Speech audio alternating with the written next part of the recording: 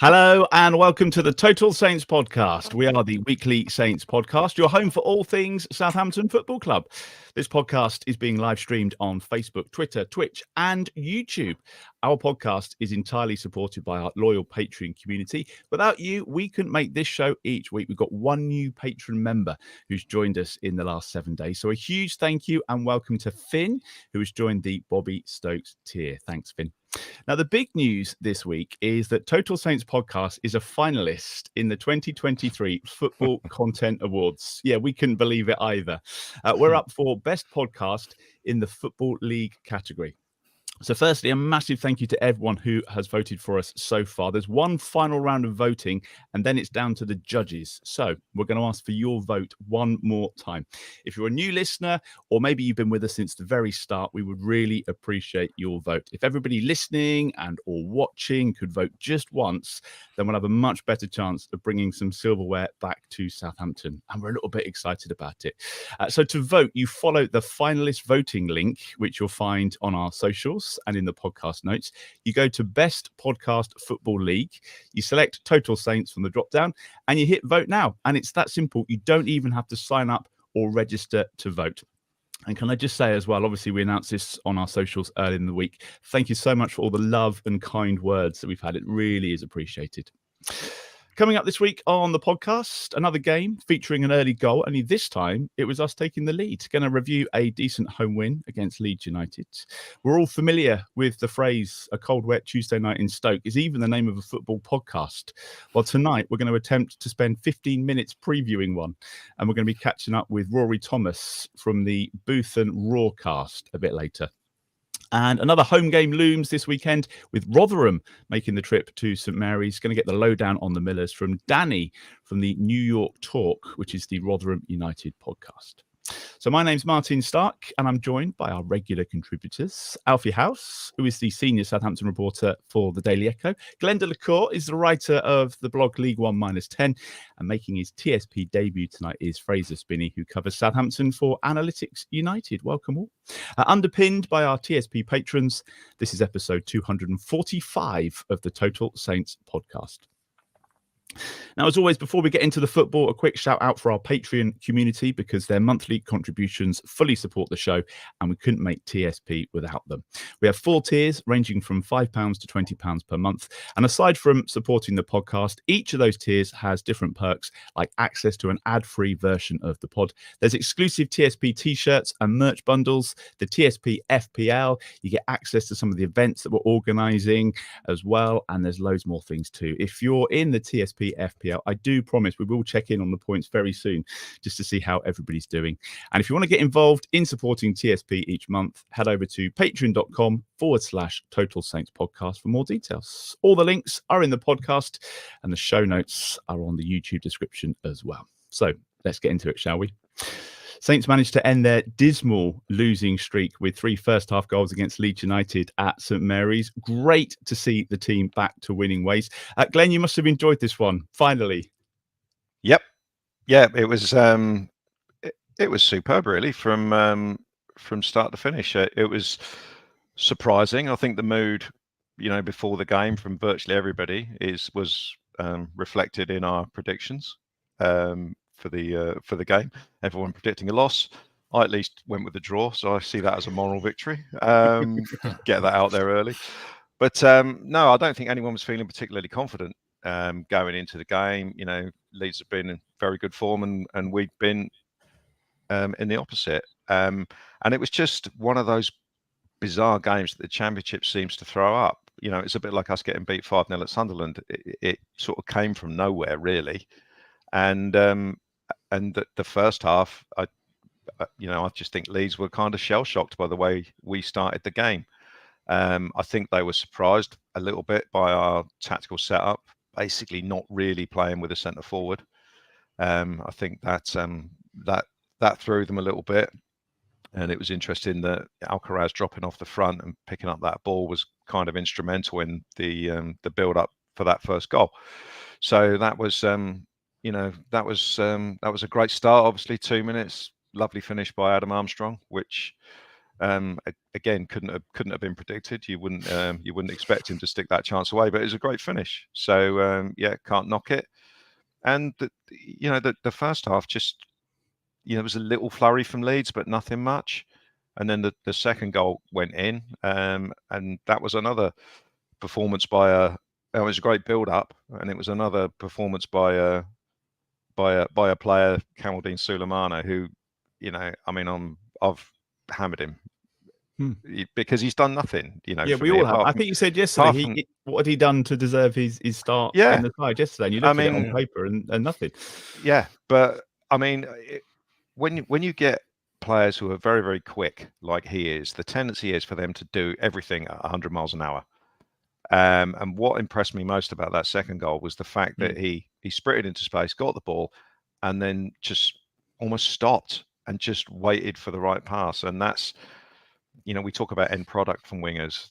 That's exactly it. If you can get your head up and pick someone out, that's worth its weight in gold. And it was a lovely ball. It was a great finish by Smallbone, just rolling it into the corner.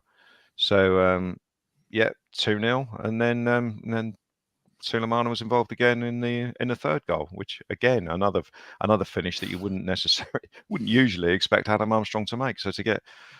But it's getting to the stage with Adam Armstrong that yes, he's limited sometimes, but his goal output you can't knock it. And he's now 7 goals?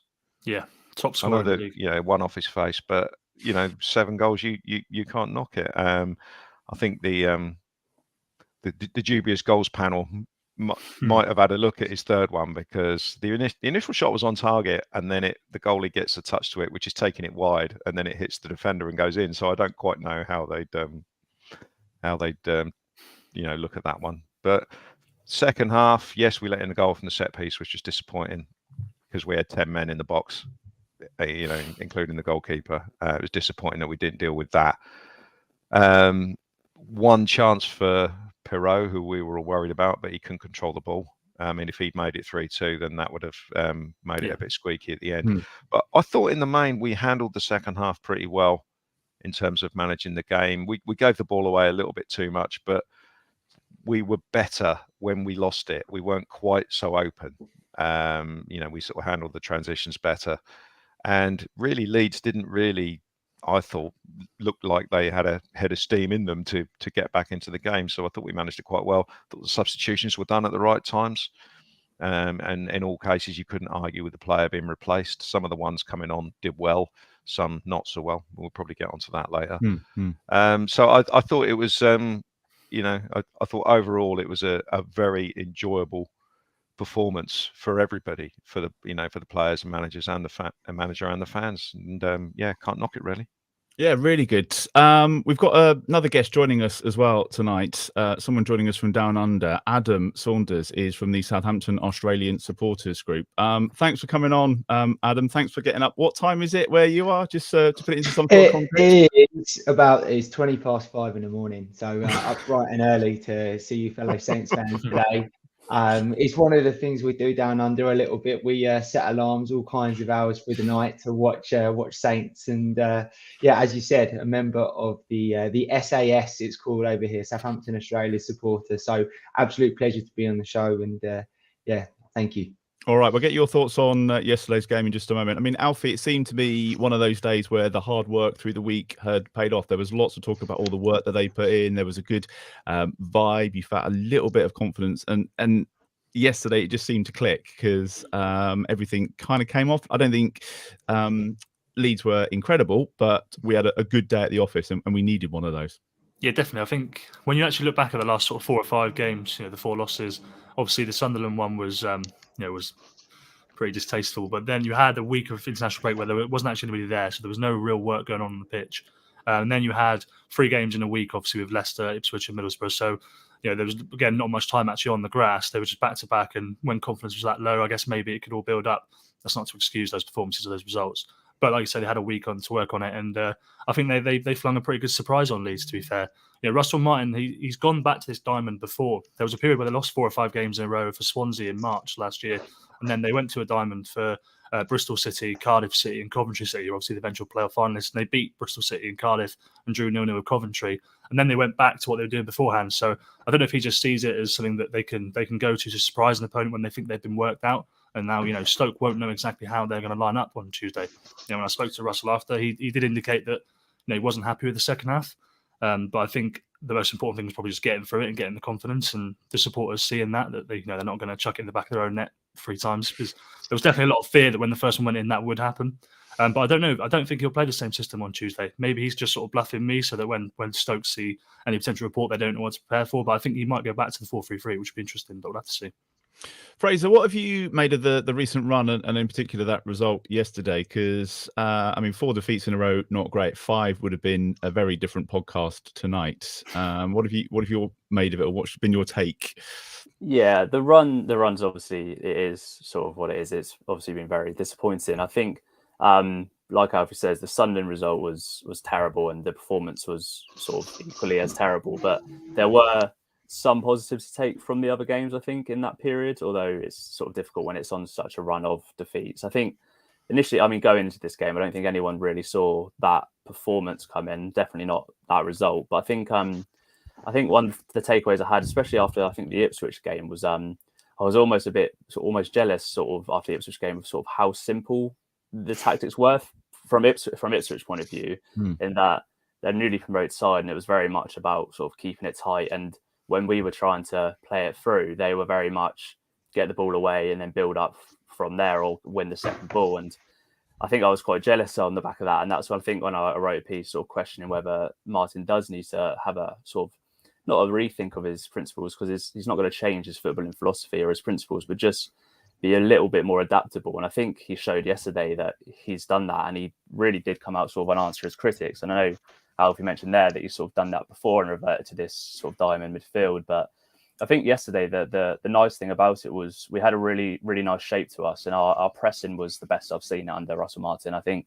But the fact as well is that everyone sort of goes on about Russell Martin's possession and stuff like that. And yesterday was obviously our lowest possession of the season. I think we had 47%, and which is like, to be out down on possession is surprising. But actually, Leeds' main threat yesterday, and I think everyone was really worried about, was on the counter and using the pace of sort of Somerville, Dan James, Rutter up top. I think that was the real worry, and I think that was the really reassuring thing in the second half, particularly, that it's difficult once they conceded that goal, and obviously that's a different game if Perot takes that chance in his stride. And but the fact that we drop deeper, like we often have seen when Saints concede a goal, and you do worry that you drop deeper and deeper until inevitably you concede. But actually yesterday, it felt like there was an element of that dropping deeper and a bit of sort of nerves, but actually it was almost a neutralised threat in behind as well. And the thing I really liked about yesterday was first half performance was excellent in an attacking sense and a defensive sense. In the second half, we showed that actually we didn't crumble when it very easily could have gone that way. So nervy St. Mary's. And I think yesterday really reassured me that actually, I think the difference yesterday for me was the aggression, but also the sort of the pride in defending. I think the amount of times that Leeds had sort of bodies on the edge of the box and they were crowded out by a group of players. And one player who I was surprised but actually did really well defensively when he came on was Ryan Fraser. Yeah, he really did a great job defensively. He made a few tackles. He won some fouls at key moments. Not quite sure how Ampadu didn't get booked for that one on Ryan Fraser up on the left wing, but there were some questionable decisions I thought yesterday. But yeah, generally I was really, really pleased with it yesterday, and I really like Alcaraz in that role. But like Alfie says, I wouldn't be surprised to play even more. I don't know if this was Alfie was alluding to, but a more conventional striker against Stoke on Tuesday. I think Alcaraz, that suits certain games, and we saw him used there a lot in last season in the Premier League. And I think a key reason he played there is because he's not trusted in midfield, which is what what Martin's alluded to. And he's not, under a number of managers now, they've been frustrated with his sort of pressing, because he runs a lot and he sprints a lot, but sometimes his pressing's a little erratic and it's not quite in what the manager wants. But him dropping deep to get that ball meant Cooper and Starke back, they didn't know whether to follow him or not, and that opened up so much space for Sulemana and Armstrong, who started wide and made those runs centrally, and that was the threat in the first half. And like Alfie said, and I think Glen referred to, I think we just took Leeds completely by surprise playing that way. They wouldn't have prepared for that at all. And it's nice. It was really nice to see Martin just sort of change it up and do something new. And I think Martin deserves a great deal of credit because he was starting to get louder and louder criticism. And actually, I think all credit to him. He changed it and it worked. I think it made the whole midfield work, to be honest. Just having, we talked last week about the fact that if the midfield's not available to receive the ball, then the whole sort of ethos of Russell Martin's system just breaks down. Because if they don't want the ball or if they're not available for the ball, then the short passes then become more risky and it all goes to pot. Having an extra player as a ball receiver and also having Stuart Armstrong in the side, who is by far our most intelligent midfield player in terms of getting into space and receiving the ball. It just made the whole transition from back to front a hell of a lot better with the system that we played against Leeds. What time was the game for you, Adam? Did you all get together to watch it yesterday? Do you know what? It was actually really good. It was one of those games that you earmark for two reasons. First of all, it's Leeds, but also it was a 9:30 kickoff, which is really great in Australia because now the clocks have just changed this weekend. It's a lot of 2 a.m. jobs and things like that. So it was a pretty good kickoff time, and it's and even better to see the result, But really enjoyed it. And like to echo some of the points made there, it was really exciting to get off to a good start as well. I love that I was surprised myself. I don't know if you guys were, that we a lot of Russell Martin, people that know Russell Martin from championship seasons of the past and stuff, have said he will double down. When things go bad, he will double down. He actually, I thought, sacrificed things with the system, and he sacrificed RM ball, as it's been alluded to by the players that he picked as well, which was really, I thought, really, really cool and good that we can adapt and that he is going to be flexible and change. So it was a great result for Saints. How much of it, Adam, do you think was down to that early goal? Because obviously the atmosphere from fans at the game hasn't necessarily been the best. We talked about it, and it can turn very quickly. We get the early goal, and then there's a different atmosphere in the stadium, and all of a sudden they can be, as he says, braver on the ball. Yeah, definitely. I definitely agree. And I think, look, although I'm sure there's probably still a couple of Saints fans that were nervous at 3-0, to be honest, especially if we think some people will remember the Leeds game from the Championship probably 10 or 12 years ago, where we were 3-up at half time with Quasi and getting a goal in that, and that we lost 4-3. So I'm sure there's a few people that were nervous still. To Alfie's point earlier, it was good that we were really, really solid, though. I think we showed really good parts of our game that I haven't seen after RM and since Russell Martin's come in. So look, I think even now people will be really excited about the next home game, hopefully, and it's going to be really a much greater buzz around St Mary's. I'm certainly looking forward to the next couple of games a lot more as well. So yeah, really good. I was talking to my uncle, who's a really big Leeds fan, before the game, and I was thinking, God, he must be licking his lips at the minute, like playing Saints, especially, probably even rather playing at St Mary's at the moment because of the pressure the team's been under. But he said to me, he's like, Adam, it's not a good time to play Saints. It's not a good time. You've got such a good team, and it's all gonna come together pretty soon. So he was fortunately he was right. Spoken like a man who doesn't watch us. I mean, it was a bit nervy in the second half, Glen, wasn't it? And we can never quite fully relax. There's always just that little bit of doubt that starts to creep in. Obviously when they scored, the initial immediate reaction is always, oh, here we go. But but when you get through it and you look back on it, even at the time, I wasn't that bothered. Leeds hadn't really created anything from open play. As I said before, that was a set piece. So I wasn't that worried. I took comfort in the fact that our back four all played really well. I think it was probably Ryan Manning's best game. He had that one little instant in the first half where he trod on the ball in the penalty area. But other than that, I thought he had a good game. He seemed to be more willing to engage with the winger than he has done in the past. So and I remembered watching Dan James that he is in fact useless.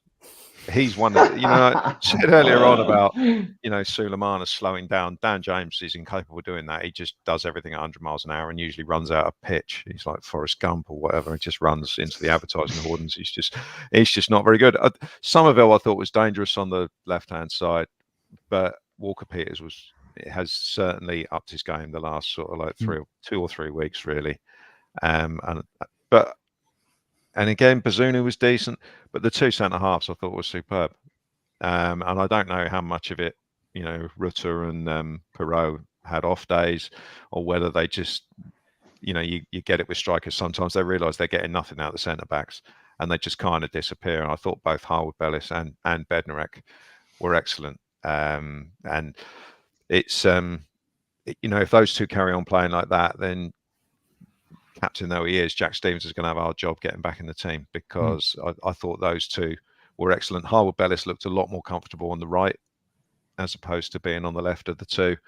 And I've really grown to like Bednarek when he's played this season, because he's an out-and-out defender.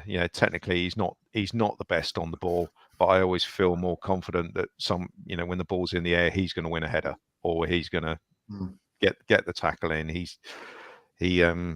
sort of gives a bit of confidence that we're less likely to do something stupid at the back when he's there. So in answer to the question, I was not particularly worried, other than the usual sod's law thing. Here we go. And I was at that game that Adam was referring to when we got beat 4-3, and it was just grim. You mentioned a lot of names there, Glenn. I'll get your TSP Player of the Week in just a moment. I'm going to ask the other guys first. Alfie, loads of players that could get Player of the Week. Who really stood out for you? Was there someone that was kind of head and shoulders above yesterday?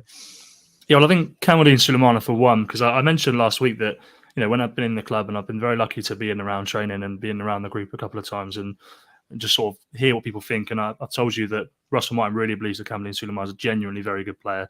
A lot of people at the club have seen him train, and I think we saw that for the first time since Liverpool. Like I say, creativity, willing to just slow down, like Glenn said, and to bring the ball inside when needed to, wait for the right moment and find the pass. But just like I did in the first sort of 4 or 5 weeks, I'm going to have to go for Adam Armstrong again, because I've got my own little fan club going. Yeah. And just when he gets the ball in the box sometimes, like last year you didn't get the ball in the box, to be fair, but this season there's been a couple of times where he just does things that I had no idea was in the locker. And the way that, I can't remember who the left fullback was, but the way they just sat him down and made the space for him to shot for the third goal, I couldn't believe that Adam Armstrong was doing that, so I'd have to go for him. Standout performer for you yesterday, Fraser? I think it's a tough one. Obviously, a lot of good performances. I think sort of echoing what Alfie and Glen have said there, Sulemana is the thing that really impressed me, like the guys have said, is his decision making yesterday, and actually making that right decision, making that pass, and knowing when to sort of run in behind, because he has been coming to feet a lot, but he stretched the pitch a lot yesterday. He was very good, but I think Flynn Downs had probably his best game in a Saints shirt so far. But I would I really liked what the centre backs did yesterday. I think there was clearly a ploy or instruction to pick your moments to play, and if it was getting too dangerous, then actually clear it or clip a ball forward, which was quite refreshing to see after some of the mistakes seen. So I think I'm going to go Bednarek just for a bit of redemption arc for him. But I really liked what he did, and I think that has the makings of a really nice partnership. Harwood-Bellis and Bednarek at the back. It's a great story. One name from you then, Glenn. Fraser's just nicked who I was going to say, so I will. Sorry. That's right. I will go with Kyle Walker-Peters. Okay, because I thought he had a really good game on the right hand side. Now, Adam, you're free to pick anybody that we've already mentioned, but who was the standout performer for you yesterday? I'd say Harwood-Bellis. He looked so cool, and he really gave us another dimension with his long range passing. And that is the player that I was reading about that we signed. It's not the one that we'd seen a couple of weeks leading up to that. I thought he was superb, and I'm excited about seeing him develop for the rest of the season. And before we let you get back to bed, Adam, have you seen enough, do you think, yesterday just to keep your positivity up? Do you think we're going to have enough? Do you think we'll get there at the end of the season? Well, defines what you mean by getting there. I don't think we're going to win the championship this season, but no, I honestly think we can go on a run now. It's really, I think we've got to be really excited about what we've got ahead of us. I I do think we've got a great manager, we've got a great team, we've got a good mixture of players, and really excited for the rest of the season. And so I think we can go on a little bit of a run now, and hopefully we're in and around those playoff spots at the end of the season with a bit of momentum. And we can do this. All right, give our regards to the rest of the SAS, and thanks for getting up, and thanks for coming on. Enjoy the rest of the season. Cheers, Adam. Thanks for having me, guys. Have a lovely day. Yeah, cheers. No worries. Cheers. Next up in the Championship, it's a trip to the Bet365 Stadium to take on Stoke. To help us preview that one, I'm pleased to say that Rori Thomas is joining us from the Boothen Roarcast. Have I got that right, Rory? Yeah, that's right. What have you made to the at the start of the season, your first 9 games? How's it going?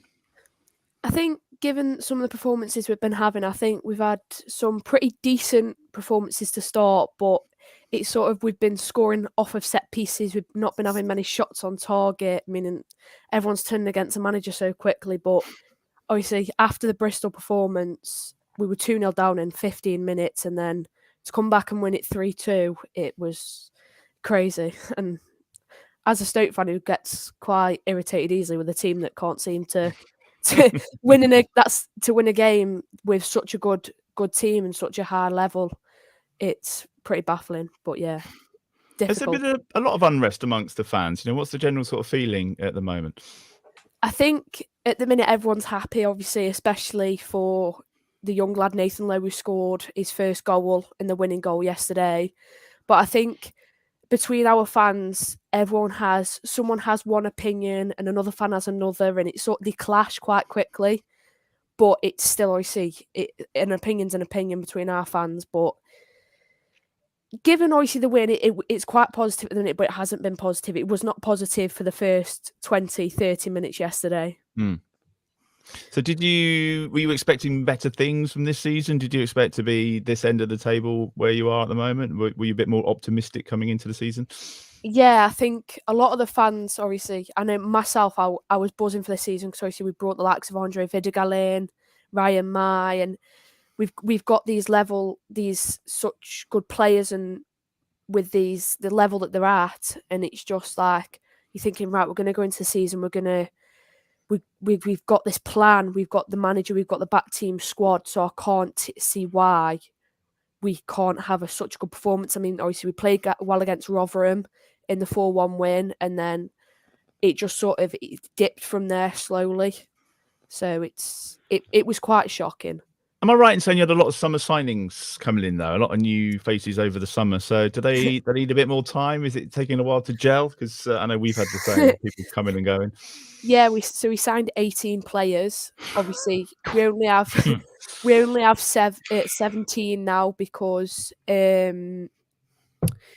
Chiquinho had 4 games with us and Alex Neil let him go. Obviously, we don't know the full backstory to that as to why, but he's gone now. But a lot of the fans, the excuse after every so loss is we've got such a squad. Half of the lads aren't English. They haven't seen the English league and they need the time to gel. But now the fans are giving up with they need time to gel excuse, and they need to be putting out performances because we're at the end of September and we're sat 16th with such a good squad. I mean, yesterday we were 22nd, like 20 minutes into the game, and it was like we're done. But I think it was a good comeback, and yeah. Well, we'll get your view on the game on Tuesday in just a moment. I mean, Glen, historically not a high-scoring game. I think when we were checking the records, was it 0-0 the last time we played them when Pellegrino was manager? Must have been 2018, I think. I mean, those are bad old days, and that's the dark days, as we call them. That's a long time ago. It's amazing how quick time goes, because I saw this is Stoke's 5th season in the Championship, having been relegated. So I think it's a little bit of a cautionary tale of, what can happen. Obviously, the parachute payments are stopped there now, so it's difficult once you get stuck into that. I'm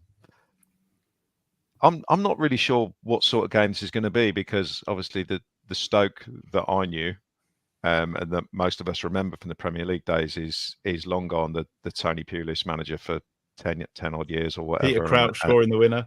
Yeah, and that sort of team, obviously that's long gone. I remember them appointing Mark Hughes to try and change the style, and that eventually led to getting relegated. And of course, you had our mate Nathan Jones as manager.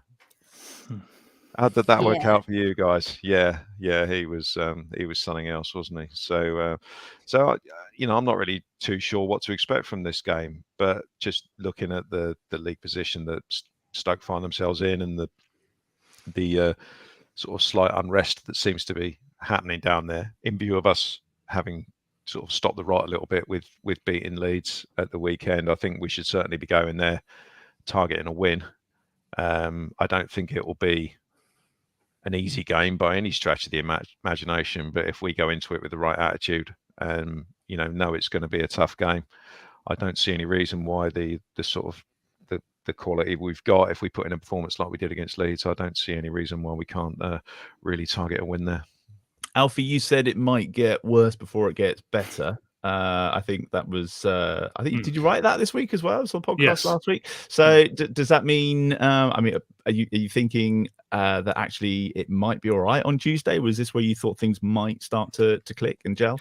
Yeah, well, when you look at obviously Stoke away and then Rotherham at home, they are more favourable fixtures than Leeds for sure. The result this weekend surprised me, but I think as Glen sort of alluded to, it's definitely a launching platform now. If you win both of these games, 9 points from the 3, and all of a sudden the table, the picture looks totally different. Everybody's behind the manager, everybody's behind the project. What's going on? One little stat though, I think they played 4 midweek league games in 2023, Saints, and they've lost all of them, not scoring a single goal. So they'll need to change that. There he is. We can always rely on him. So that's one little bit of negativity. But look, the confidence will be there now. You have to win. Away from home, it'll be the travelling sport. They're always vocal as well. They'll be behind them, and you've got to be targeting the win. I agree with Glenn. You have to win that game. Do you think they stick with Will, I reckon? Do you think they stick with the same team, Fraser? I mean, you don't change a winning team, or do you think that'll just depend on the scouting they do on the opponent? Yeah, I think it's going to be a very different test. I think obviously the back four remains the same, and potentially I think like to think the midfield, maybe Shea Charles coming in to be a bit more combative in there. I think we will play with a striker. Whether that's Che, I think that might be Che Adams or Armstrong, sort of playing from that right hand side a little bit. The thing I don't like about doing that is it means you haven't really got much of an option to change it up front if you want a different kind of striker, because obviously Sekumara is not really doing it at the moment, and you can't really change it too much up front. But I think he will. I think he will change it, but I think it will be not due to performance at all. I'd like to see. I think Alcaraz might come out of the side, even though it'd be sort of not disappointed to see necessarily. But I think it'd be a shame for him to drop out of the side. But I think he might drop out of this one, play again against Rotherham. I think it'd be a different test as well, because I think I'm right in saying Stoke have Wesley up front. He used to play for the Villa, and he's a bit of a lump, so it'll be a very different test in terms of for Howard Bellis and Bednarak, and that's another reason why I'm glad Bednarak will be there for like Glenn was saying earlier, that sort of physical side of the game. But I think he will change things slightly, and I think we will play potentially a different way. I don't know if he'll keep the diamond for this game, but I don't think it'll be down to a performance of individuals by any means. It would just be a slightly different test, I think. Are you confident about the game, Rory? What's the mood like going into this one? Is it you think we'll get a point at home, that'd be good, or have you seen some of these results that we've had recently and get that early goal and see what happens? I think I'm a bit optimistic. I want to go in and think we are going to win, obviously, after our result at the weekend. But obviously, your guys' results against Leeds, I mean, we've got a tendency of scoring off a set piece, and then another 2-3 minutes later, we'll score another off a set piece.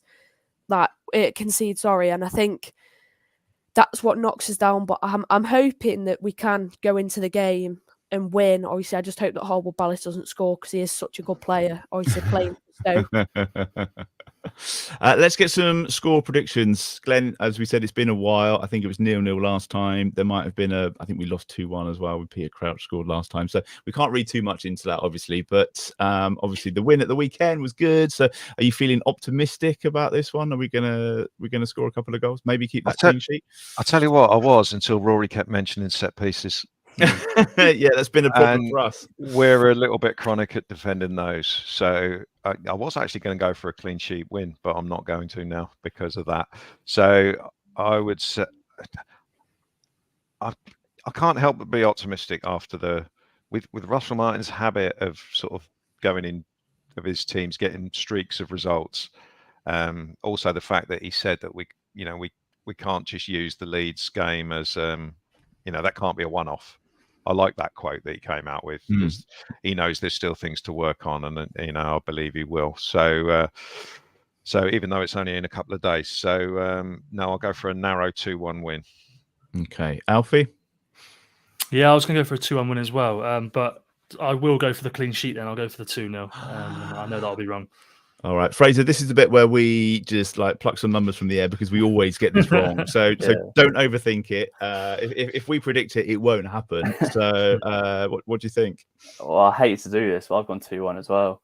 I think it's interesting. I thought that Martin actually said after the game on Saturday that he was disappointed we conceded a clean sheet goal because we've been very good at set piece goal because we've been very good at set piece the last few weeks. So hopefully that continues up in Stoke, but I've gone 2-1 as well. Yeah, 2-1 Saints. Okay, and Rory, I'm going to push you for a score prediction if you don't mind. I've had it in my head, but I think it's either going to be a 2-1 win for Stoke or we're going to lose 2-1. I just can see it going either way. Because whenever we seem to predict something, it goes a complete and opposite other way. So I can see it being 2-1 either side. Do you want to predict a 2-1 win to Southampton then, and hope that you'll be wrong? Probably be better, but yeah, I think Stoke they're gonna pull out a performance, and I think the worst we'll do this week is draw. Yeah, okay, brilliant. Thanks for coming on. Really useful to get you on. Really good insight as well. And good luck with the rest of the season. We'll probably catch up with you next time we play, if that's all right. Yeah, that's perfect. Thank you. Nice one. Cheers, Rory. Thanks for coming on. Thank you. So on Saturday, Rotherham are the visitors for another game at Fortress St Mary's. I think we can call that now. I mean, meetings between Saints and Rotherham are as rare as clean sheets, to be honest. So we need a bit of help to preview this one. And we've got someone from a Rotherham podcast on, which is brilliant. So thank you for coming on. Cheers for joining us. Tell us a bit about your podcast, if you don't mind. Yeah, so I'm with New York Talk, the Rotherham United Podcast. We do a few bits and pieces with the players. We've had Matt Taylor on in the past as well. And we generally just talk nonsense about football for an hour. And people come and watch it and find it enjoyable. And yeah, it's a winning format. Exactly, a winning format. This season, let's talk about this season, because I mean, you stayed up last year, I think, with a game to spare, wasn't it? Did you feel that you made hard work of it, or was it really well earned and well achieved? I think the start we had under the previous manager, Paul Warne, set the ball really rolling with the season. But Derby poached him off us, and we brought in Matt Taylor from Exeter, and he had a tough job. We sort of made a patchwork thing in January of what he wanted to do with the team and what he was left with. But it kept us up against Middlesbrough. And he also got us 2 wins away, which is few and far between this season, I must admit. So, yeah, I think we made harder work of it than was necessary, but there's a multitude of factors that contributed to that. There's a few loan signings, I think, that you've made, haven't you? Is there anyone that's kind of stood out? Anyone that's impressed you so far this season? I would say Lemekisa from Wolves and Onyedinma from Luton. They're two that have really impressed on the right-hand side. They're very good on the ball, very good at going forwards. But, like I said, they're at a Rotherham side that's struggling for wins at the minute. So I think that's why they've gone a little bit under the radar. They're the two standout loan performers for me anyway. And what about this season? Is it going to be about survival again? What's the aspirations? What's the mood like? If you'd have asked me in July, I would have said push up the league as much as we can. Whereas now the away form is so bad. Honestly, it's so bad that it's more of a will the away form doom us, and just trying to pick up home form, which is a very bad thing to say. But I think if we stay up this season and make the best of the away form, then I'll be happy with it. And that whole thing of moving up the league table, that's out the window. It's just 21st and upwards now. That'll do. So before we get going, lads, I just want to say congrats for the 3 points on Saturday. Because I honestly do think our first away win will be at Sheffield Wednesday. That's written on the wall, in my opinion. But this season we've seen flashes of what Rotherham are capable of. We've seen it against Norwich, where we beat them 2-1. That game is the peak of our performances so far. we've also seen what the opposite end is capable of against Millwall, where I was stood in the front room screaming at the telly, effectively. So yeah, this season, just hope we stay up. That's my aim. Hope we stay up. All right, Danny, we'll get your thoughts on the game in just a moment. We'll get your score prediction as well. Glenn, we were kind of like going back through the archives again, weren't we? Trying to find the last time we played Rotherham. We think 2008 in the League Cup third round. I know it didn't end well, but that's about all I can remember. Yeah, Agustin Delgado played. That's all I remember. That's all I remember about that game. I think we lost 2-1. It was a midweek game. It was grim, and it was one of those games where we put out what was essentially a second string side in the arrogant belief that we could just rock up and win, and we rocked up and were crap and got beat. So yeah, that's the only game from memory I can remember against Rotherham. I don't remember what division Rotherham were in when we were kicking around League One and the Championship. 2009 to about 2011, but I've got no record of us playing each other. So yeah, I was interested to see that Rotherham have gone League One Championship. They did that sort of 6 seasons in a row, was it? And last year was the first sort of survival. So yeah, so I'm not surprised that this year is about staying up again. And yeah, good luck to you with that. But after you've played us next week, so yeah, I mean, you know, there'll be a lot of positivity. The danger with this game is that it will be a game where a lot of people will just be assuming we're going to get 3 points, and you can't approach any game like that in any division. You know, any opposition, you just can't do that, and I'm sure the players won't do that. And you know, I think it's a game where the fans have got to stay patient. If you know, if there's no goal in the first sort of, you know, first half, even if it gets to 0-0 at half time, it might take a while to break Rotherham down. But I see it being a game where we will have a fair amount of the ball, and it will be about keeping the back door shut. And if our defence performs like it did against Leeds, and we don't overcommit to attack, then there should be enough quality in the front half of the pitch to eventually make it work. But I think it will be a tough game, because, you know, Rotherham, yeah, their away form is catastrophic. I've seen it as like, I think it's 1 or 2 goals this season. Our form was catastrophic going into Leeds. Things change. So you have to be on your guard and make sure that you do everything properly. So as long as we defend properly, I think we should be okay for 3 points next Saturday. Do you think it depends on what happens Tuesday night, Alfie, or will they approach them both in different ways?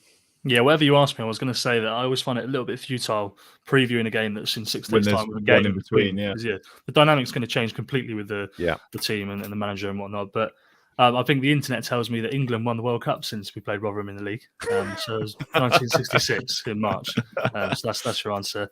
Yeah, it's when they say, was it since records began? It's one of those, exactly. They start trotting that out. Yeah, it's good one where hopefully the quality will simply just tell. You know, I mean, you will see this will be potentially a Russell Martin game where there's 75% of the ball. I don't know, Danny, what possession stats are like for Rotherham, but I imagine coming away to St Mary's, you won't mind if you haven't got the ball as long as the ball's being headed back out of the box. I think our possession average away from home was about 31%. Yeah. And I think we've had a grand total of about, this is through the whole 5 away games this season so far, we've had like 5 shots on target, if that. We didn't have any against Cardiff. So that's fun. But yeah, you're right. I think it was the season ending in the summer of 66 when we last played you guys in the league. And to your thing, Glenn, we were knocking around League 2 between 2009 to 2011. Right. The dark days after administration, that one. Right. We've all been yeah, but I'm really looking forward to going to Southampton, if I'm being honest. It's a brand new ground for me. It's going to be a long slog on the coach, but I'm actually really looking forward to it. I hope the players don't take that attitude as well, because I think that's one of the dangers that the club sort of spoke about coming into this season. It's not, oh, we're Southampton, we're massive, but the ultimate reality is that clubs will want to come to Southampton, they will want to get a result. And like you say, you put sort of 8-9 men behind the ball, there's every chance that's another one of those Russell Martin games where they finishes 0-0. You've had 17 shots on target. Your keeper's made 6 at least, really good saves, and you come out with a 0-0 and everyone's frustrated. So you just have to hope the quality comes through on that one, and maybe that's a game for Che Adams potentially. There's been a couple of games this season, Danny, where the opposition have had maybe 3 shots on target all game and still scored 4 goals. So I wouldn't worry too much about the stats. Fraser, just in terms of like the squad, I think one of the things that stood out from the weekend is the bench perhaps and the players coming in. We've got that game on Tuesday. We've got this one at the weekend as well. It might be that he rotates a few positions, but it seems that we're in a good position in terms of the depths and players stepping up at the right time. Yeah, definitely. I think one of the key things the other day was Bree coming on. I forgot he existed a little bit, but it's nice to see him sort of back in, not in Russell Martin's plans, because he was playing in a defensive sort of as a right winger to shut up shop. But I think the value of the squad will be huge. I mean, it'll be huge over the course of the season anyway. 2 games a week, 3 games in 7 days, a lot of the time. But I think we will really see that this week and see actually how the quality of the squad isn't just if a player gets injured, someone can come in. It means we can actually change things and change how we approach games. I think the Rotherham game will be an interesting one, regardless of the Stoke result. I think if we go to Stoke and lose, then the crowd could get sort of a bit angsty if we got a lot of the ball and Rotherham are sat in, I think, in their sort of back 5 sort of shape, letting us have the ball. I think it could get a bit frustrated. But similarly, if we beat Stoke, everyone's going to St Mary's on Saturday expecting us to get 3 wins in a week. And if you don't get that early goal, or you don't sort of calm the nerves, and the longer it goes on, the more sort of frustrated St Mary's will be. And I think that we might see sort of the likes of Harbour Bellis and Bennerat sort of start to force those passes into midfield that aren't necessarily on, and the crowd get on their back. So I hope it's not that, obviously, but it's got the potential to be a sticky one. And the more I hear Danny talk about how bad Rotherham are away, the more I'm convinced we're going to lose now, and I was convinced we were going to win. But just in typical sort of Southampton fashion. But I think we've got a really good squad to sort of lean on now. And I mean, like Adozie didn't feature on Saturday. I think a lot of people saying that was he was unlucky to find himself not started. I think he was unlucky, and I think Martin made the right change to bring on Fraser and not Adozie, and hindsight's a wonderful thing. But I think Ryan Fraser's a bit of a safer option given the scenario the game was. It was 3-1. I think Fraser came on as soon as Leeds scored, didn't they, for Sulemana. So I think that was just a bit of a safer option. But I think it's nice to have those options out wide, because Sulemana, Adozie, Fraser, Armstrong when he plays out wide, they all offer very different things. So it's nice to have that. And I think Adozie's going to play a very big part of the season regardless. And I think Amo he played very well on Friday night as well, didn't he? So in the under-21s game, or under-23, sorry. So I think there's a lot of options there and a lot of quality. And I think we've still got Ross Stewart to come in, who offers something completely different up front to the other 2 guys as well. So I think once we get that all sort of firing, I think there'll be a lot of players that get a lot of opportunity this season. It's just whether they take them or not, I think. Danny, I'm going to ask you for your score prediction in just a moment. Going to go around the guys first. Glen, are you thinking this might be the first clean sheet? Bearing in mind we're recording this before Tuesday night. They're not going to have a better opportunity than this, given the way Rotherham has started the season away from home.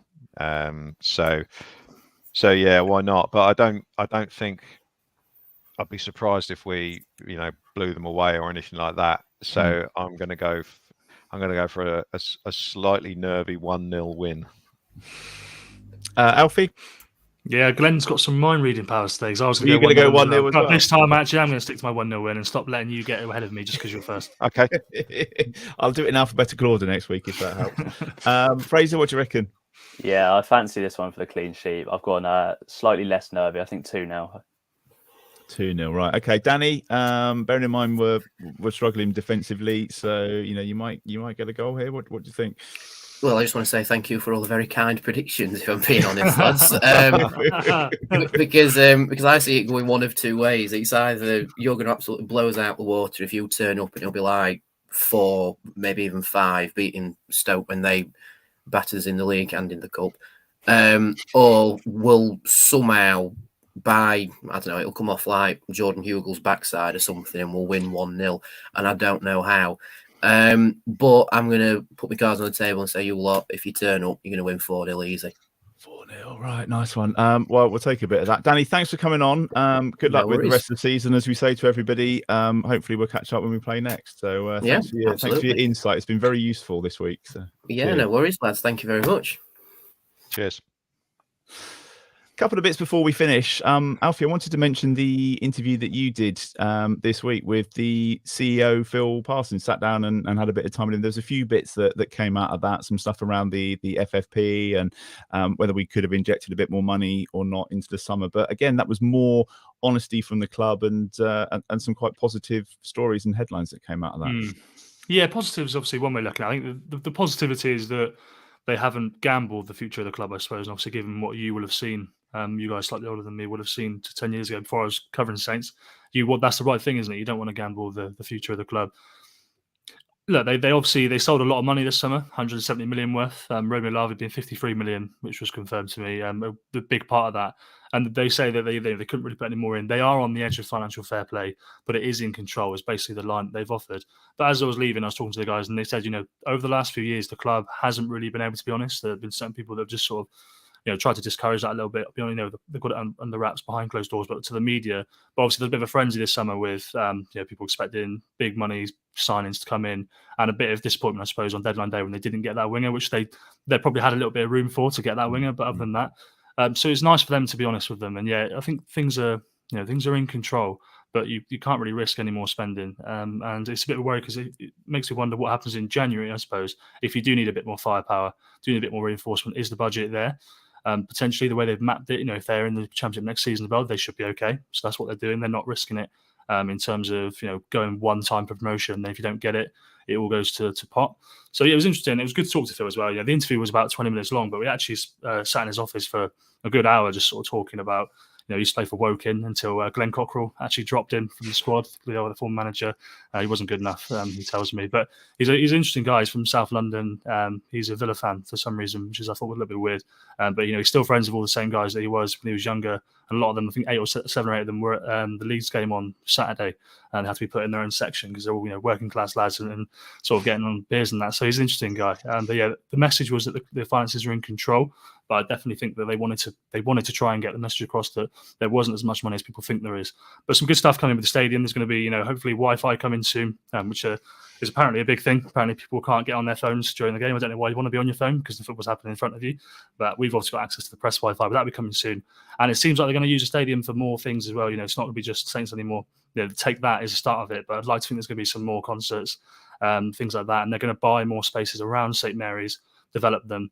I'm not sure exactly what that means, whether that means they're going to try and make bigger fan zones or just make investments in properties or whatnot. I'm not sure. But some interesting stuff to come over the next few months, apparently.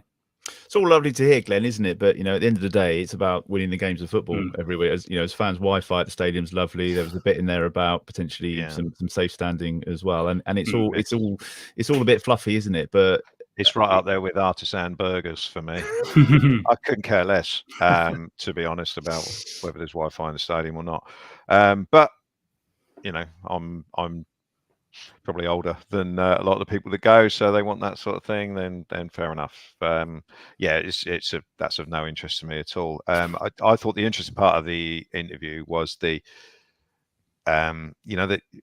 a lot of fans have been saying, why haven't we spent more money? We brought all this in, and I think it's really interesting to have and a really good thing to have a bit of a reality check. You've only got to look at the amount of money we wasted last year in trying to stay up. We all know that managers, players we brought in, that we just wasted so much.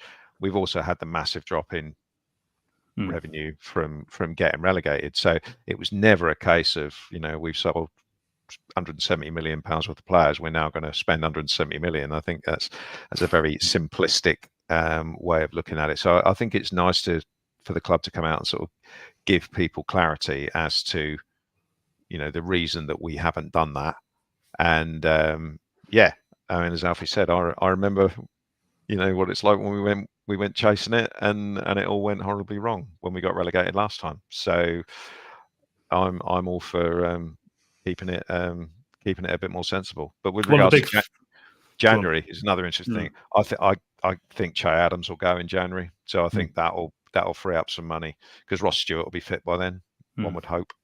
So I can see that happening, which will, hopefully free up a little bit of money to spend elsewhere. But, yeah, obviously one of the things that was the big part is the 80 million loan that was taken in COVID in 2020. They've obviously started paying that back now, and I think obviously reduced that year on year. The Adams one's interesting because I spoke to Che Adams last week, and obviously I asked him, is he going to sign? I asked him all this sort of stuff, and he's very, very good at avoiding the question. He's a lovely guy, and it's you feel harsh sort of asking because there's no other career where you'd be asked to whether you're going to sign on the dotted line or not. Really, I'm not going to ask you how much you're getting paid, Martin, or whether you're going to sign a new deal, whatever. So, but at the same time, fans, they want to know the answer, and he was non-committal in that. And I think in not answering the question, I think you sort of answer it. So I understand what Glen's saying there. Yeah, and it's when he says, "Oh, he's been too busy. We've had too much going on." It's like, yeah, okay. Fraser, just in kind of like summing up, I just want to get your thoughts on the rest of the season. And are you happy? Are you confident? Is there plenty to be positive about? I mean, it's been a rocky couple of weeks, and my God, we've all been through it on here. So it's nice to get someone on and just send to check our thoughts, really. Yeah, I think there's obviously been sort of some concerns about the style and the for want of a better word, stubbornness. I think Martin made a point in his post-match yesterday saying about if you're stubborn, or not stubborn, but if you stick to your principles and it works, then you're great, and if you're not, you're stubborn. So, which is I mean, it's kind of what's been evident. But I think I am optimistic for the rest of the season. Yeah, on the back of that result. I mean, had we lost that one, maybe probably a different story, and not so confident going into this week's games. But yeah, I am, and I think we're about. I don't know if we're about where I thought we'd be, but I didn't realistically think we'd get automatic this season. I thought we'd be pushing and hopefully have some momentum towards the end of the season for playoffs or sort of third or fourth. So I think we're in touching distance of the playoffs. So we're 9 points off the automatics, which is, I don't think it's a bad place for us to be at the moment. The manner of getting there is maybe sort of put fans' opinions a bit down, because we're on, like Martin said yesterday as well, we're on the same points as Leeds, but they've got them points in a very different way, and we've lost 4 in a row. But I think generally very optimistic of the season. I think there's a lot to be excited about. I'm slightly concerned about January, and just given that it's no secret that players like Sulemana are in the shop window, shall we say, or have been looking for moves. So depending on how well we're doing, the likes of Walker Peters, Sulemana, they might sort of get that move, and it's whether we can replace them or find good enough options in January to replace them. But all in all, I think, there's plenty of reason for optimism, I think. And I think we're going to we'll probably see some frustrating losses under Martin, but I think we'll see some really exciting and encouraging wins as well, which is what you want as a football fan, isn't it? Yeah, there's a lot of football still to be played. That's all for this week's episode. Don't forget, as I mentioned at the start, the Football Content Awards. We've been nominated, and we still need your vote for that win. Details can be found in the podcast and the YouTube description, or via our socials. You can go and check those out. It's at Total Saints Pod on Facebook and Twitter. You'll also find us on Instagram and Threads. It's at Total Saints Podcast on there. And as you'll know, if you've been watching the podcast on Sunday evening, we live stream TSP every week to Facebook, Twitter, Twitch, and YouTube. We do enjoy hearing from you as well throughout the week, so drop us a DM on any of those socials, or you can email totalsaintspodcast@yahoo.com if you've got something you just want to get off your chest. We're also on Patreon. That's where you can support the podcast with that monthly contribution.